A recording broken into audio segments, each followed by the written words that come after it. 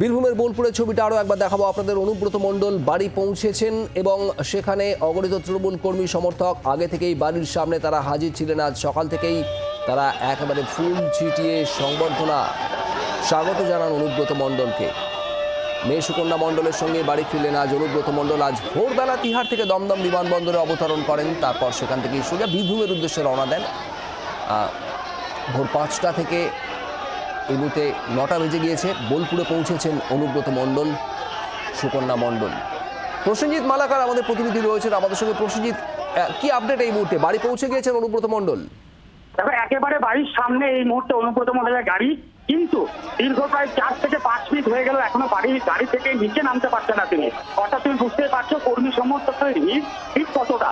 এই মুহূর্তে সকল কর্মীরা তাকে দেখার জন্য উৎসুক হয়ে রয়েছেন।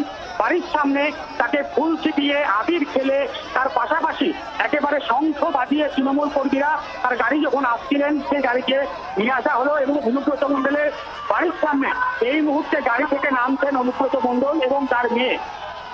তারা নেমে এই মুহূর্তে তার বাড়িতে প্রবেশ করবেন এবং প্রিয় নেতাকে দেখতে প্রচুর মানুষের এই মুহূর্তে ভিড়, কর্মী সমর্থকদের ভিড়। যে পরিমাণ মানুষ এখানে জড়ো হয়েছে তাতে গাড়ি থেকে নামাটাও কার্যত কঠিন হয়ে যাচ্ছে অনুব্রত মণ্ডলের ক্ষেত্রে।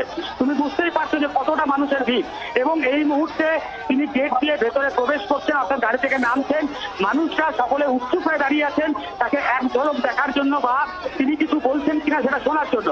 যদিও পুলিশের তরফ থেকে নিরাপত্তার জন্য তার বাড়িতে কোনো রকম ব্যারিকেড করে মানুষকে প্রবেশ করানোর চেষ্টা করছে, কিন্তু এখনো পর্যন্ত কিন্তু তিনি গাড়ি থেকে নেমে বাড়ির ভেতরে প্রবেশ করেননি।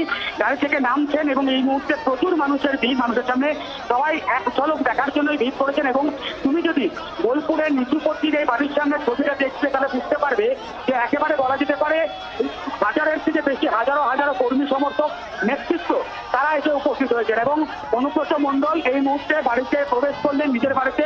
যদিও তিনি আমরা দেখতে পেলাম কোন রকম কোনো কথা বলেননি, তিনি একেবারে ভেতরে প্রবেশ করছেন এবং সামনে একদম গেটের সামনে দাঁড়িয়ে অনুব্রত মণ্ডল তিনি কিন্তু কথা বলছেন, এখন অব্দি কথা বলছেন এবং তার গাড়ি থেকে শুরু করে অন্যান্য করেছে পাঁচপাশের রাস্তা কার্যত বলা যায় স্তব্ধ হয়ে গেছে। অর্থাৎ এইদিকে যে নিচুপট্টি হয়ে বোলপুর থেকে নানুর যাওয়ার যে রাস্তা, সেই রাস্তা কার্যত এখন স্তব্ধ হয়ে গেছে। বলা যেতে পারে রাস্তাতে মানুষ একেবারে এমনভাবে মানুষ দাঁড়িয়ে যে গাড়ি পারাপার করা একেবারে কার্যত অসম্ভব হয়ে দাঁড়িয়েছে। এবং অনুব্রত মণ্ডলের বাড়ির সামনেও যেভাবে মানুষরা ভিড় করেছেন, বাড়ি প্রবেশের পর তার বাড়ির গেট লাগিয়ে দেওয়া হলো, অর্থাৎ আর কাউকে ভেতরে প্রবেশ করতে দেওয়া হবে না। অনুব্রত মণ্ডল বাড়িতে প্রবেশ করার পরেই তার যে গেট, সেই মেন গেট কিন্তু লাগিয়ে দেওয়া হলো, আমরা দেখতে পেলাম।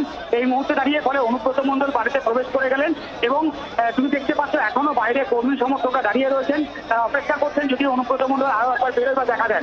অনেকে দেখতে পেলেন কর্মী সমর্থকরা, আবার অনেকে দেখতেও পাননি, কারণ যেভাবে ভিড় হয়েছে তাতে সকলের পক্ষে অনুব্রত মণ্ডলকে দেখা সম্ভব হয়ে ওঠেনি। তিনি একেবারে এসে বাড়ির ভেতরে প্রবেশ করে গেলেন এবং প্রবেশ করার পর বাড়ির দরজা লাগিয়ে দেওয়া হলো।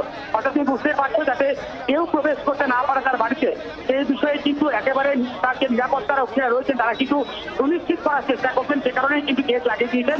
এই মুহূর্তে অন্যান্য যারা নেতাকর্মীরা বাইরে উপস্থিত ছিলেন তাদেরকেও ভেতরে প্রবেশ করতে দেওয়া হচ্ছে না। পরবর্তীতে অনুব্রত মণ্ডল বেরিয়ে কিছু বলেন কিনা সেটা কিন্তু সবথেকে দেখার বিষয়, এবং কি বলেন সেটা কিন্তু দেখার বিষয়। বাংলার আওয়াজ, বাঙালির আবেগ, জি 24 ঘন্টা।